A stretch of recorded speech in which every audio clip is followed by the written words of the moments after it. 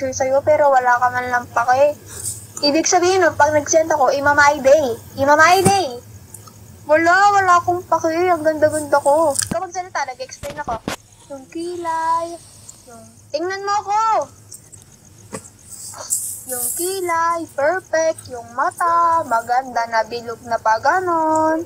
Maganda yung kulay black. Maganda yung pilok pag side. Maganda yung lip. Ganun, maganda yung mukha ko. Pero di mo may Mamay baby. Huwag kang gumanyan, napipikon ako, di mo ako story. Ako pinamay din. Tapos ako pa nag-i-story sa sarili ko. Nagamit ko pa yung account mo para mag-story.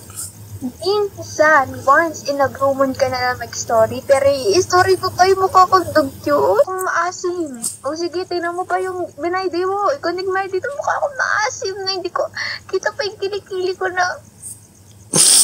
Bypass mo. Huwag ka mag-explain, nagsasalita ka. O, di mo alam yung feature. Tanga ka kasi. No, wala ka ng boses.